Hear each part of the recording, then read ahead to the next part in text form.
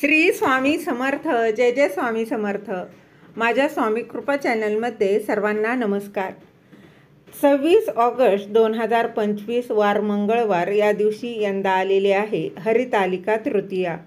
तर हरितालिका व्रताचं महत्त्व काय आहे, तसेच या व्रताचे नियम काय आहेत, त्या कुमारिका विधवा स्त्रियांनी हे व्रत करावं का, तसेच काही गोष्टी या करायच्याच आहेत, नाहीतर हे व्रत अपूर्ण राहील, तसेच हरितालिकाच्या जी मूर्ती आहे ती मूर्ती नसेल तर काय करावं, याची संपूर्ण माहिती या व्हिडिओत मी तुमच्यासोबत शेअर करणार आहे. ती जाणून घेण्याआधी तुम्ही माझ्या स्वामी कृपा चॅनलला सबस्क्राईब नक्की करा. त्याचबरोबर बघा, हरितालिका व्रतासाठी कोणतं साहित्य लागतं, तर त्याचं महत्त्व काय. भाद्रपद महिन्यात शुक्ल पक्षाच्या तृतीयेला हरितालिकेचं व्रत महिला करत असतात. याला अनेक राज्यात तीज असंही म्हटलं जातं. हे व्रत भगवान शंकरांना आणि माता पार्वतीला समर्पित आहे. हरितालिका म्हणजे हरिता म्हणजे जिळा, नेलिती आणि लिका म्हणजे सखी. पार्वतीला शिवप्राप्तीसाठी सखी तपश्चर्येला घेऊन गेली म्हणून पार्वतीला हरितालिका असं म्हटलं जातं.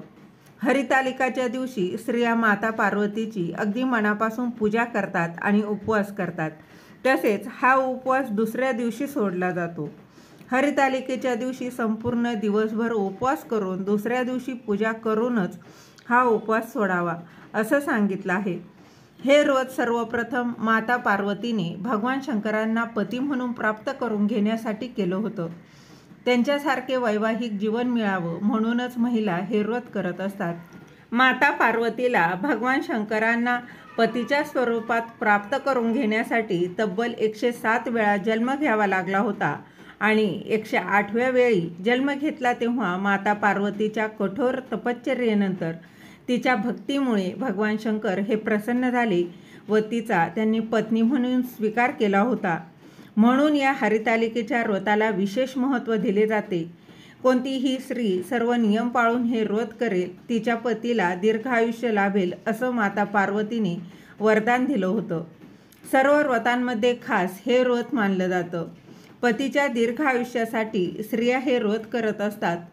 हे व्रत जी स्त्री करते तिच्या माता पार्वतीची विशेष कृपा राहते. हे व्रत करताना पार्वतीने अन्न व पाण्याचा त्याग केला होता, म्हणूनच हे व्रत निर्जली केलं जातं. हे व्रत करूनच माता पार्वती ही भगवान शंकरांना पती म्हणून प्राप्त झाले म्हणून मनासारखा जोडीदार मिळावा यासाठी कुमारिका हे व्रत करत असतात. तसेच अखंड सौभाग्यासाठी सौभाग्यवती स्त्रियासुद्धा हे व्रत करतात. तर कुमारिकांनी हे व्रत करावं का, तर त्यांना देखील आयुष्यात मनासारखा जोडीदार मिळावा, भगवान शंकरांसारखा पती मिळावा म्हणून हे व्रत करू शकतात. तसेच विधवा स्त्रियासुद्धा हा उपवास करू शकतात. हे व्रत एकदा सुरू केलं की आजन्म पाळायचं असतं, म्हणून विधवा स्त्रियांनी एक वेळ पूजा नाही केली तरी चालेल, पण उपवास नक्कीच करावा. आपल्या कुटुंबाच्या कल्याणासाठी तसेच शिवांची आराधना म्हणून विधवा स्त्रिया हरितालिकेचं व्रत करू शकतात. म्हणून विधवा बघा, तर सौभाग्यवती स्त्रिया ह्या हे व्रत करतातच. तसेच या व्रताचे काही नियम आहेत, तर ते आपल्याला पाळायचेच आहेत. हरितालिका व्रत केलेल्या प्रत्येक स्त्रीने या दिवशी अन्न पाणी न घेता हे व्रत करावं असं सांगितलं जातं. परंतु हे निर्जला व्रत करणं प्रत्येकाला शक्य नसते. त्यामुळे उपवासाचे काही पदार्थ खाऊन हा उपवास करू शकतात.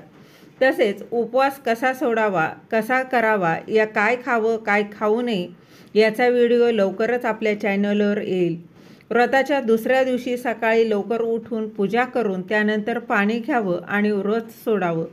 तसेच हे व्रत जे कोणी करतं त्याने त्या दिवशी बघा भजन कीर्तन करावं, जागरण करावं, अगदी श्रद्धेने मनापासून देवाचं नामस्मरण करावं.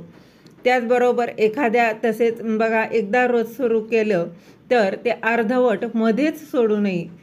तसेच एखाद्या सौभाग्यवती स्त्रीला साज शृंगारातील एखादी भेटवस्तू म्हणून द्यावी.